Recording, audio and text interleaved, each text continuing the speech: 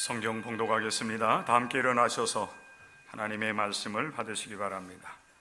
오늘 우리에게 주시는 말씀, 신약성경 누가복음 15장 11절부터 24절의 말씀입니다. 누가복음 15장 11절부터 24절 말씀까지 봉독해 드리겠습니다. 찾으실 줄 알고 봉독해 드립니다. 누가복음 15장 11절입니다.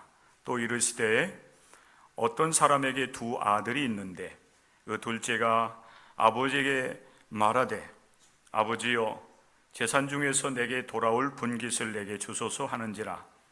아버지가 그 살림을 각각 나누어 주었더니 그 며칠이 안 되어 둘째 아들이 재물을 다 모아가지고 먼 나라에 가 거기서 허랑방탕하여 그 재산을 낭비하더니 다 없앤 후 그 나라에 크게 흉년이 들어 그가 비로소 궁핍한지라.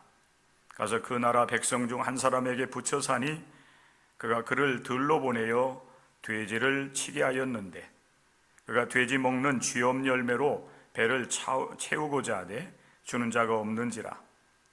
이에 스스로 돌이켜 이르되 내 아버지에게는 양식이 풍족한 품꾼이 얼마나 많은가. 나는 여기서 줄여 죽는구나.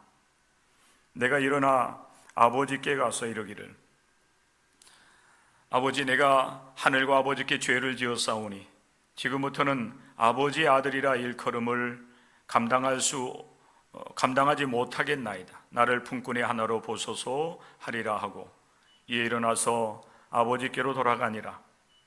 아직도 거리가 먼데 아버지가 그를 보고 측은히 여겨 달려가 목을 안고 입을 맞추니 아들이 이르되 아버지, 내가 하늘과 아버지께 죄를 지었사오니 지금부터는 아버지의 아들이라 일컬음을 감당하지 못하겠나이다 하나 아버지는 종들에게 이르되 제일 좋은 옷을 내어다가 입히고 손에 가락지를 끼우고 발에 신을 신기라.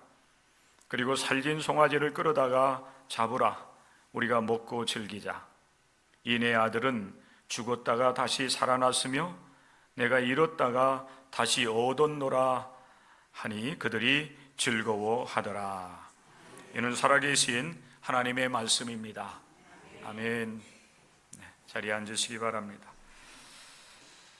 사람은 자신이 원하는 것이 이루어질 때에 기뻐합니다. 여러분의 기쁨은 무엇으로부터 오고 있는지 오늘 먼저 생각해 보는 시간이 될 수 있기를 바랍니다. 우리 학생들은 시험 성적이 잘 나오면 기뻐합니다. 운동선수들은 경기에 출전을 해서 단계에 올라가면서 결승에 올라가고 그리고 그 경기에서 우승을 하게 되면 정말 말할 수 없이 기뻐하는 모습을 우리가 보게 됩니다. 개인 경기도 그러하지만은 특별히 단체 경기를 하는 선수들이 그 결승전에서 우승을 하고 난 이후에 그 기뻐하는 그런 모습을 보면은 그 모습을 지켜보는 우리들까지도 같이 마음이 흡족하고 또 같이 기뻐할 수밖에 없는 그런 모습들을 나타내 보이게 되는 것입니다. 사업하는 사람들은 그 사업이 형통할 때 기뻐하지요. 대부분 보면은 우리의 삶의 기쁨은 이렇게 뭔가 잘 될 때, 형통할 때, 목적을 이루었을 때 기뻐하게 됩니다. 이런과 같이 누가복음 15장 11절 이하의 말씀을 중심으로 해서 하나님 아버지의 즐거움이라고 하는 말씀으로 말씀을 이제 준비해 나갈 때 하나님은 무엇 때문에 즐거워할까? 무엇 때문에 하나님은 기뻐하실까? 하나님께서 정말 기뻐하시고 즐거워하셨던 일들이 있을까라고 하는 그런 생각을 하게 되었습니다. 우리는 순간순간 기쁘고 즐거운 일들이 있으면은 그것을 이제 표현하면서 삶을 살아가고 있는데 과연 하늘에 계신 하나님은 기쁘고 즐거워할 일들이 있을까? 그것을 찾아보는 데 있어서는 역시 이제 성경이 우리에게 귀한 자료가 됩니다. 근데 성경에 보면은 하나님이 기뻐하셨고 즐거워하셨다라고 하는, 그래서 정말 많은 사람들이 기쁜 일이 있을 때 이렇게 크게 소리를 지르면서 환호하면서 웃는 것과 같은 그 모습이 우리 하나님께 있었을까? 근데 성경의 많은 말씀들을 보면은 하나님의 기쁨과 즐거움을 이야기하지 아니하고 오히려 하나님께서 근심하고 걱정하고, 때로는 이제 안타까워하면서 심판을 선언하고 또 심판하시겠다고 하는 경고의 말씀을 주는 말씀들이 훨씬 더 많다라고 하는 사실을 우리가 발견하게 됩니다. 저도 마찬가지입니다. 그런데 하나님께서 즐거워하시고 또 좋다라고 그렇게 표현하셨던 때가 있었습니다. 이게 하나님의 창조의 때였습니다. 하나님께서 모든 만물들을 창조하실 때마다 하나님께서 보시기에 참 좋았다, 이렇게 성경은 표현을 하고 있는 말씀들이 있습니다. 그리고 그 하나님께서 참으로 이제 좋다라고 그렇게 평가하시면서 즐거워하셨던 그런 모습들이 계속 반복되고 있는 것을 우리는 발견을 하게 됩니다. 하나님은 그 이후에 무엇 때문에 하나님은 또 기뻐하고 즐거워하실까라고 하는 질문을 하면서 누가복음 15장에 나와 있는 예수님의 그 비유의 말씀들 가운데 세 번째 말씀을 여러분과 같이 나누려고 합니다. 바라기는 여러분들이 저와 함께 다시 한번 이 말씀을 함께 나누는 가운데 하나님의 기쁨, 하나님의 즐거움의 원인이 될 수 있기를 바라고, 그리고 여러분을 통해서 또 많은 사람들이 이 기쁨과 즐거움, 그리고 더 나아가서는 그 많은 사람들을 인하여서 우리 하나님께서 즐거워할 수 있는 놀라운 일들이 일어날 수 있기를 간절히 소망합니다. 누가복음 15장 11절부터 24절, 물론 이 비유의 이 말씀은 24절에서 끝나지 아니하고 계속해서 말씀이 이어지고 있습니다. 이 말씀을 우리는 일반적으로 탕자의 비유라고 알고 있습니다.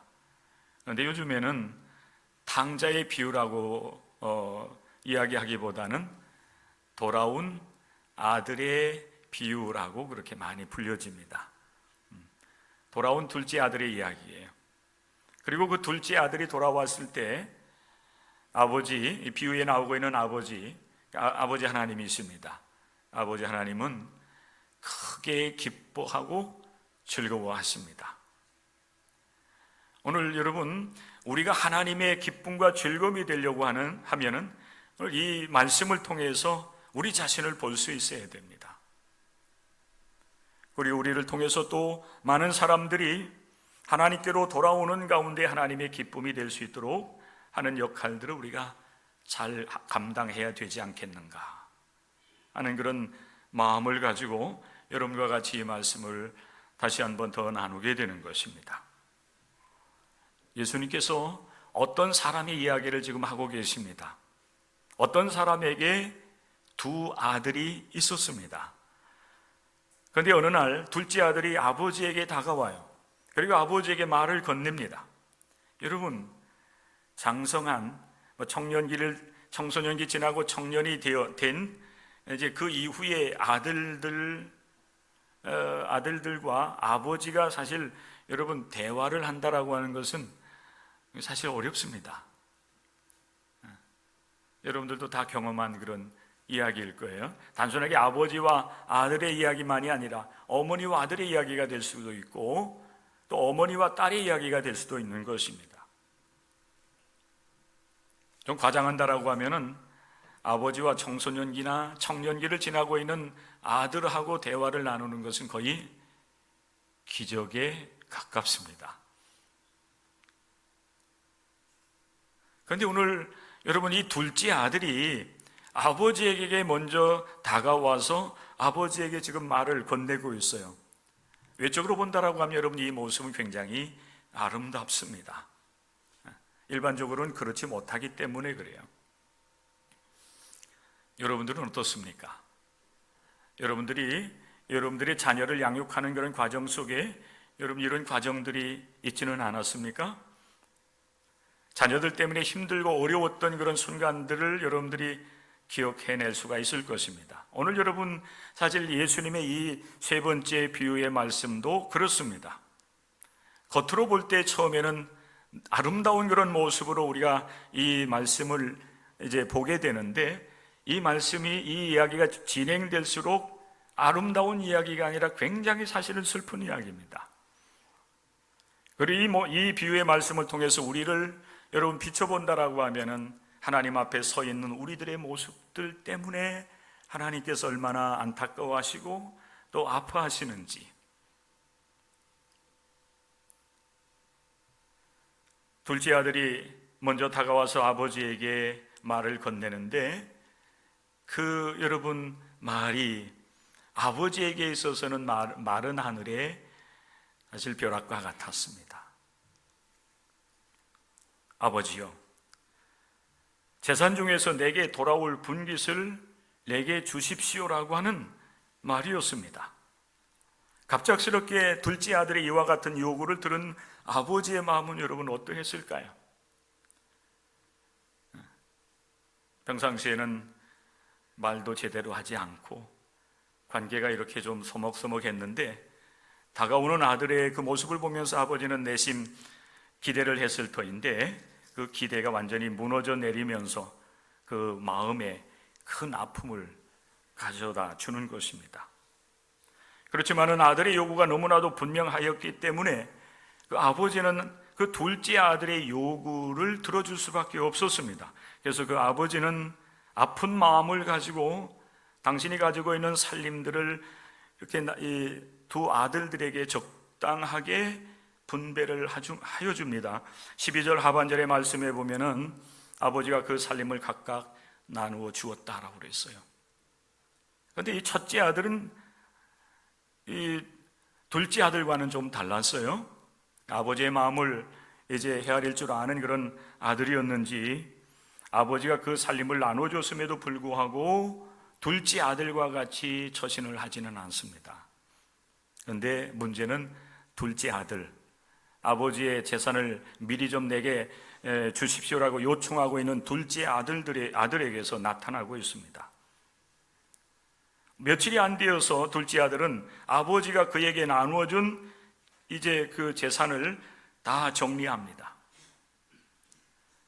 아버지의 재물을, 아버지가 물려준 그 재물을 다 모아가지고서 아들은 먼 나라로 떠나가고 있어요. 자, 그럼 여러분, 이 둘째 아들은 아버지의 곁을 떠나서 먼 나라에 가서 살면서 어떤 일들을 경험하고 있을까요?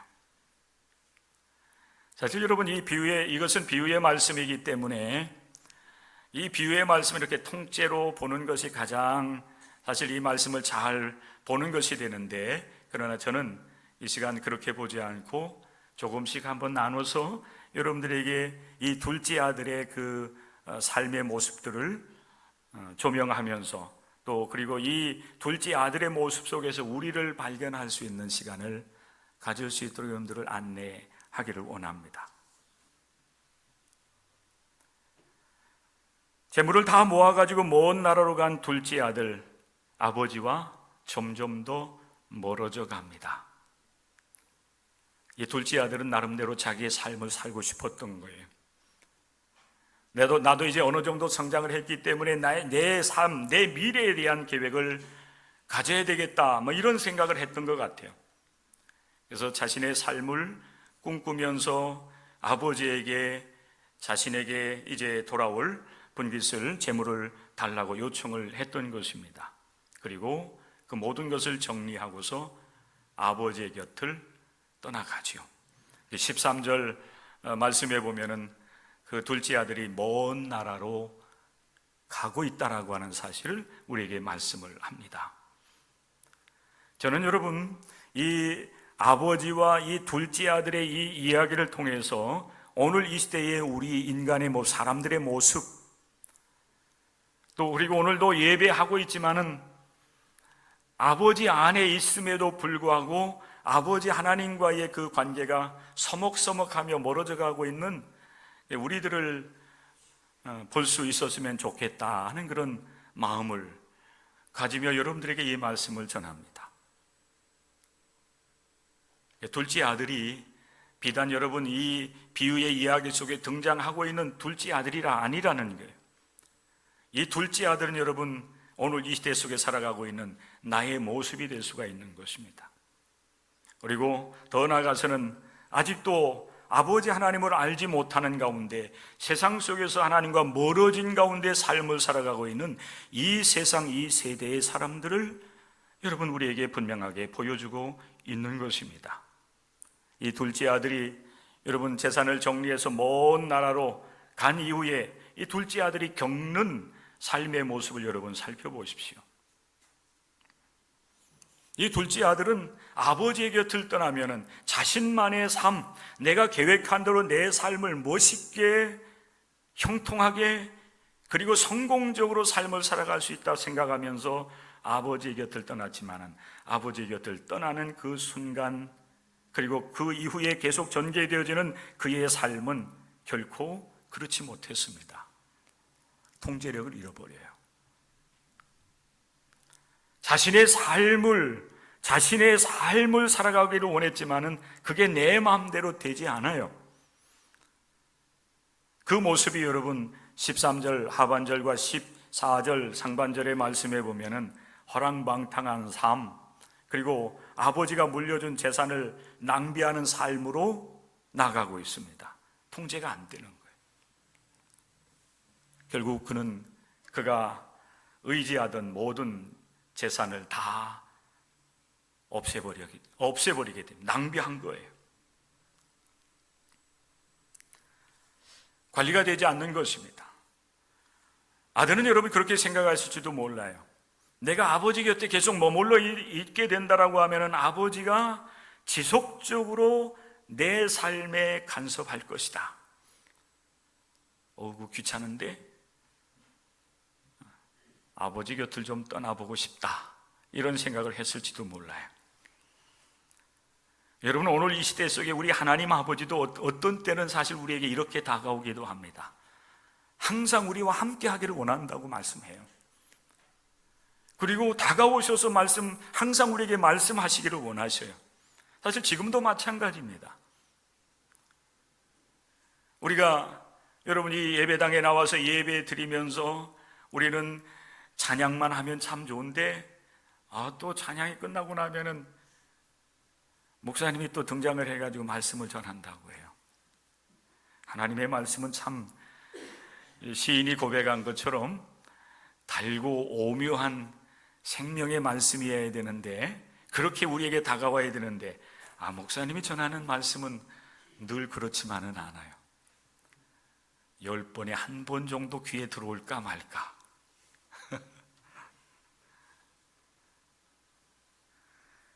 여러분 생각을 해보세요. 아버지 곁에 있는다라고 하면은 아버지가 그렇게 할지도 모르겠다는 거예요. 실제적으로 하나님은 늘 그래요. 늘 가까이 다가오셔서 우리 안에 거하시기를 원하고 우리의 귀에 하나님의 여러분 생명의 말씀을 들려주시면서 너는 올바른 삶을 살아가야 돼. 내가 가르쳐준 이 말씀대로 삶을 살아가야만 네가 생명을 얻을 수 있어. 그리고 복을 받을 수 있어. 이렇게 여러분 하나님은 늘 우리에게 말씀을 하셔요. 때때로 우리는 그런 하나님의 말씀 앞에 설 때마다 하나님의 간섭이 늘 있는 것 같고, 그래서 그 말씀을 이제 읽고 그 말씀으로 권면을 받을 때마다 사실 귀찮아할 때가 있습니다. 그래서 말씀에 귀를 기울이지도 못하고 때로는 그 말씀을 통해서 우리에게 권면되어지는 말씀 앞에 불편해할 수도 있어요.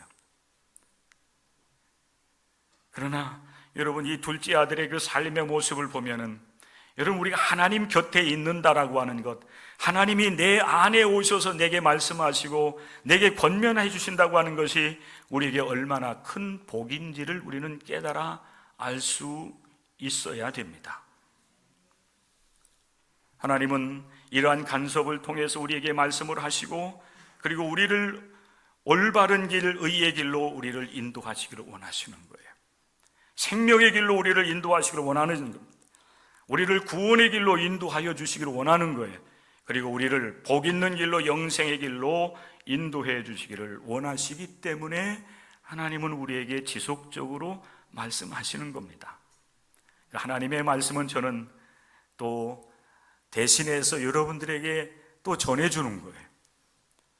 그러면 여러분, 우리가 하나님의 간섭이나 하나님께서 우리에게 말씀을 하실 때에 그것을 간섭이라고, 그것을 귀찮아 여기지 마시고 내게 주시는 생명의 말씀으로 받아들이면서 하나님의 간섭에, 말씀하심에 감사하시는 여러분들 될 수 있기를 바랍니다. 말씀이 있기 때문에 사실 우리가 하나님 앞에서 자신을 지켜나갈 수가 있는 거예요. 내가 하나님 앞에서 믿음의 길, 의로운 길을 여러분 지속적으로 걸어나갈 수 있게 되는 거예요. 그것은 간섭이 아니라 사실 우리를 복되게 하시는 겁니다. 그런데 여러분, 둘째 아들은 아버지 곁을 떠나면서 육신적으로 볼 때는 조금 여러분 자유로울 수 있을지 모르겠지만은, 그리고 자신만의 삶을 살아갈 수 있는 시간들이 있었을지 모르겠지만은 가장 비참한 지경으로 이 둘째 아들이 추락을 합니다. 둘째 아들은 그가 가지고 있었던 모든 여러분 재산을 낭비하지요. 그런데 여러분, 엎친 데 또 덮친다고 하잖아요. 어려움이 계속해서 몰려오면서 이 둘째 아들이 여러분 추락의 추락을 거듭합니다. 그가 아버지 곁을 떠나서 먼 나라로 갔는데 그 나라에 그만 흉년이 들었습니다. 그가 가지고 있는 모든 재산들은 이제 다 낭비하여서 없어지게 되었고, 거기에다가 흉년이 들었기 때문에 이 둘째 아들은 자신의 생존을 위해서 고민할 수밖에 없는, 그러다가 결국에는 유대인으로서는 하지 못하는 돼지를 치는 일을 하게 됩니다. 여러분, 오해 없이 들으시기 바랍니다. 우리가 수요일 오전과 오후 저녁에 이제 우리가 예배를 드리게 되는데, 요즘 신명기를 우리가 읽어 나가고 있어요. 신명기의 말씀에 보면은, 물론 여러분 그 이전에 하나님께서 이미 말씀을 하신 겁니다. 모세가 가나안 땅 입성을 앞두고 있는 이스라엘 백성들에게 율법을 통해서 다시 권면을 하고 설교를 하고 있어요. 그때 어떤 말씀을 주시는가 하면은, 하나님의 백성들이 먹을 수 있는 음식과 먹지 못한 음식을 하나님께서 구별해 주십니다. 하나님께서 얼마나 여러분 자상하신 분인지 나누어 주셔요. 하나님 앞에서 정결한 이제 짐승과 정결하지 못한 짐승, 먹을 수 있는 건 먹지 못한, 이게 음식법이에요. 하나님은 하나님의 백성들이 먹고 마시고 입는 것조차도 하나님 앞에서 구별된 삶을 살아가기를 원하시는 겁니다. 그래서 하나님께서 그 이스라엘 백성들에게 정결한 짐승, 먹을 수 있는 거, 먹지 못한 거, 그 중에 하나가 먹지 못하는 짐승으로 구별된 게, 그래서 오해하지 말라는 거예요. 우리는 굉장히 좋아하잖아요. 이 문화적인 거나 하나님께서 이스라엘 백성들을 위하는 그런 하나님의 그 마음이 여기에 사실 담겨 있는 거예요. 그런데 여러분, 돼지는 그 기준에 여러분 도달하지 못해가지고 먹지 못하는 그런 짐승으로 구별되어 있습니다. 이스라엘 백성들이 하나님께서 부정하게 여기는 그 짐승을 여러분 음식으로 삼는다라고 하는 것은 있을 수 없는 일이었어요. 가장 수치스러운 상황이 바로 이 상황입니다. 모든 것을 다 잃어버렸고, 그리고 거기에다가 흉년이 들었기 때문에 자신의 목숨을 유지하기 위해서 이 둘째 아들은 그 나라 백성 중에 한 사람에게 붙여서 살게 되는데, 그 사람이 이 둘째 아들을 들로 내보내가지고 돼지를 치게 했다는 거예요. 여러분, 실패 중에 가장 큰 실패예요. 또 가장 수치스러운 일을 사실은 이 둘째 아들이 하게 됩니다. 그런데 여러분, 안타깝게도 이 둘째 아들이 돼지를 이제 돌봐주면서 겨우겨우 생명을 유지해 나가고 있는데 그마저 주는 자가 없었다. 특별히 여러분, 돼지를 치면서 돼지가 먹는 쥐염 열매를 이 둘째 아들이 먹으면서 그 배를 채우고 그리고 겨우겨우 생명을 여러분 유지해 나가는 가운데 있었는데 그마저도 주는 자가 없었다는 겁니다. 우리 예수님께서 여러분 이 비유의 말씀을 하시면서 우리에게 깨닫게 하시기를 원하는 게 무엇일까 하는 그런 생각을 해보았어요.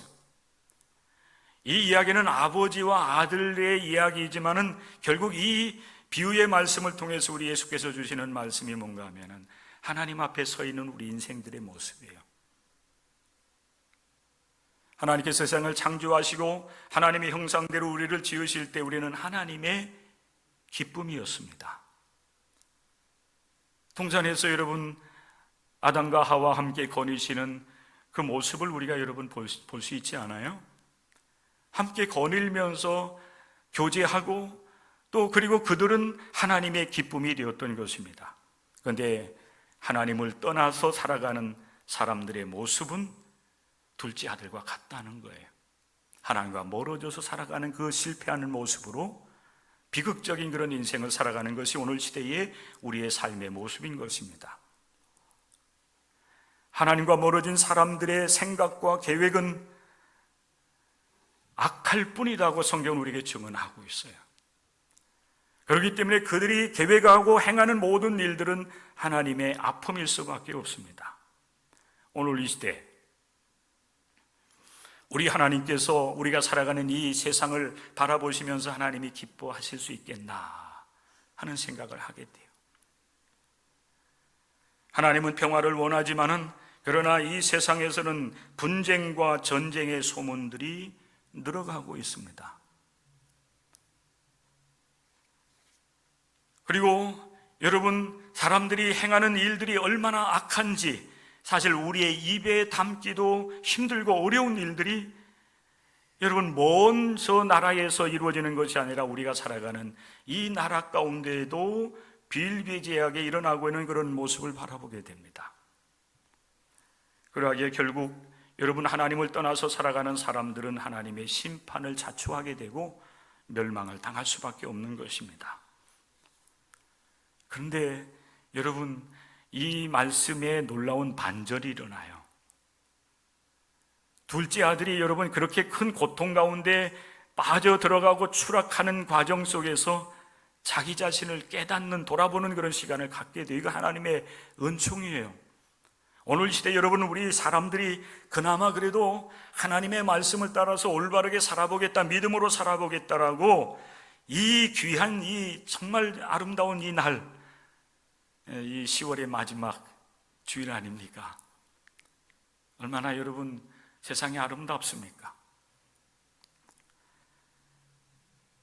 하늘은 맑고 여러분 들과 그리고 산 모든 곳들이 하나님의 창조 섭리 가운데서 아름답게 여러분 물들어가고 있고 익어가고 있어요. 이날 여러분들이 사실 예배당에 나와서 예배 드리는 그 자체가 모순일 수가 있어요. 그죠? 네. 그럼에도 불구하고 여러분들이 이곳에 나와 있는 그 자체가 하나님의 은총인 거예요. 하나님께서 여러분들을 여러분 택하시고 하나님께서 여러분들의 발걸음을 이곳으로 여러분 돌이킬 수 있도록 여러분 그렇게 해준 하나님의 은혜와 역사가 없었다고 한다면 이 자리에 앉아서 하나님의 말씀에 귀를 기울일 수 있는 사람이 누가 있겠습니까? 이 둘째 아들도 마찬가지였어요. 추락하고 추락하여서 가장 비참한 자리에 이르게 되었을 때에 오늘 둘째 아들이 자기의 마음을 돌아봅니다. 그러면서 하나님 앞에 아버지 앞에 있는 자신의 그 품꾼들을 생각을 하면서 내 아버지에게는 풍족한 양식이 많은 일꾼들이 많은데 나는 여기서 이렇게 살다가 줄여 죽을 수밖에 없겠구나. 그래서 스스로 돌이켰다고 그랬어요. 이게 하나님의 은총이에요. 그리고 아버지께로 돌아가고 있는 아들의 모습. 근데 여러분, 놀랍게도 아버지는 그 아들을 기다리고 계세요.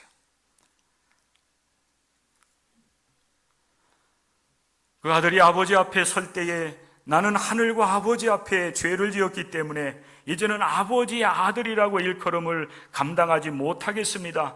단지 품꾼의 하나로 나를 여겨달라고 그렇게 부탁하고 있는 아들을 향해서 아버지는 아니라고 하는 겁니다. 너는 내 아들이라는 겁니다. 그리고 여러분, 아직도 거리가 멀음에도 불구하고 아버지는 그 둘째 아들을 기다리다가 그 아들이 여러분 돌아올 때에 그를 측은히 여겼다고 그랬어요. 그를 불쌍히 여기면서 달려가서 목을 안고 입을 맞추면서 종들에게 명령하고 있습니다. 제일 좋은 옷을 내어다가 이 둘째 아들에게 입히고 아들의 신분을 회복할 수 있도록 손에 가락지를 끼워주고 신을 신기라고 명령을 하고 있어요. 그런데 여러분, 그것으로 끝나지 않습니다. 아버지는 둘째 아들이 돌아오는 그런 모습을 기뻐하고 즐거워하면서 살진 송아지를 끌어다가 잡고 잔치를 하자라고 여러분 명하고 있는 모습을 볼 수가 있어요.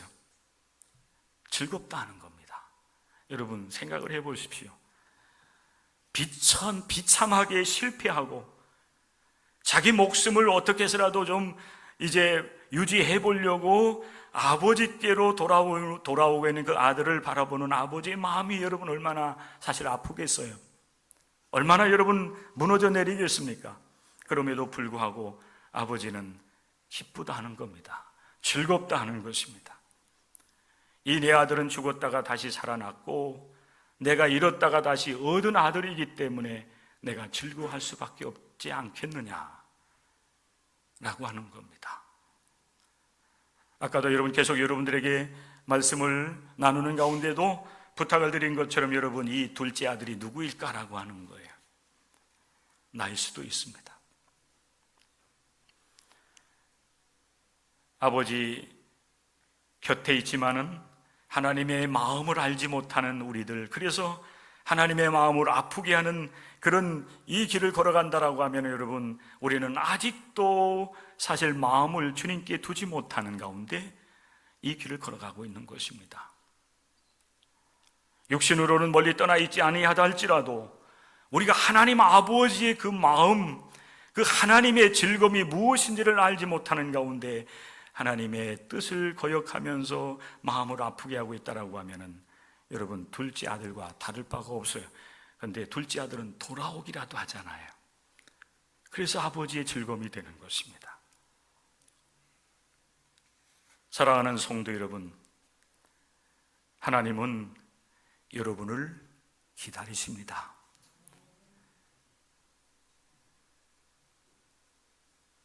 저에게도 둘째 아들이 있습니다. 제 친구들이 저를 보고서 애라고 얘기합니다. 애. 왜 애라고 하는지 아십니까? 저는 제 자녀들을 아직 이제 때는 아직 지난 것은 아니니까 걱정할 것은 없지만은 자녀들을 이제 이렇게 독립시켜 주지 못했어요. 아직은. 제 동료 목사들은 자녀들을 이렇게 가정을 이루게 하고 또 그 자녀가 자녀를 낳고 하면서 이제 굉장히 이제 기뻐하고 즐거워하는 그런 모습을 보는데, 저는 이제 두 자녀들이 있는데 아직 짝을 서로 이제 만나서 가정을 이루는 그런 짝을 아직 다 만나지 못했기 때문에 이제 결혼을 시키지 못했어요. 손주를 보지 아니한 이제 친구들은 애다 하는 겁니다. 애. 자기들은 이제 자녀의 자녀를 봤기 때문에 자기들은 이제 할아버지 할머니가 되었고, 그래서 나는 어른이 되었지만은 너는 아직 손주를 보지 못했지 않냐? 넌 애야. 너 우리하고 같이 친구 맘먹을 수 없어. 뭐 이렇게. 사실 여러분 우리가 우리의 자녀를 양육할 때에 자녀들을 통해서 크게 기뻐하고 즐거워하는 일들, 물론 요즘 이제 젊은 세대들은 자녀를 양육하면서 굉장히 기뻐하고 즐거워하긴 해요. 근데 우리 세대는 사실 그런 어떤 큰 기쁨과 즐거움보다는 자녀를 양육하며 힘들고 아파했던 그런 것들을 많이 기억을 합니다. 근데 부모가 자녀를 볼 때는 기쁨과 즐거움이 돼야 돼요. 기쁨과 여러분 즐거움을 여러분 가질 수 있어야 되는 것입니다. 그런데 안타깝게도 여러분 이 세대에 하나님의 형상대로 지음받은 사람들은 그런 삶을 살아가고 있지 못해요. 이런 시대 속에서 우리 자신을 여러분 이제 우리의 마음을 돌이켜보면서 스스로 돌이켜서 하나님께로 돌아와서 하나님의 기쁨이 될 수 있는 사람들은 사실 하나님께서 가까이 하시기를 원할 때에, 하나님께서 말씀하실 때에 그분의 말씀에 귀를 기울일 수 있는 사람만이 돌이킬 수가 있습니다. 그래서 하나님의 기쁨이 될 수가 있어요. 바라는 것은 여러분들이 오늘 이 시간 하나님께로 여러분의 마음을 돌이켜서 하나님의 그 넓은 품에, 그 사랑의 품에 안기는 하나님의 사람들이 될 수 있기를 바랍니다. 그래서 하나님께서 여러분 때문에 기뻐하고 즐거워하실 수 있도록, 또한 여러분으로 인하여서 많은 사람들이 복음을 듣고 구원에 이르는 가운데 우리 하나님께서 돌아오는 저들을 통해서 우리 하나님이 즐거워하실 수 있도록 하는 일에도 여러분들이 관심을 갖고 최선을 다할 수 있기를 주님의 이름으로 간절히 축원합니다. 주님께서 여러분을 사랑하십니다. 기도하겠습니다. 좋으신 아버지 하나님, 오늘도 우리가 하나님의 말씀을 함께 읽고 나눌 수 있는 귀한 시간들을 허락해 주셨고, 이 말씀을 통해서 우리 자신을 돌아보며 우리 하나님께 스스로 돌이켜서 우리 하나님께로 아버지 하나님 돌아설 수 있는 은혜를 간절히 갈망합니다. 이미 하나님께서 우리에게 베풀어 주신 그 은혜를 우리가 지속적으로 누릴 수 있도록 항상 하나님 앞에 깨어있는 하나님의 거룩한 백성들 되게 하여 주옵소서.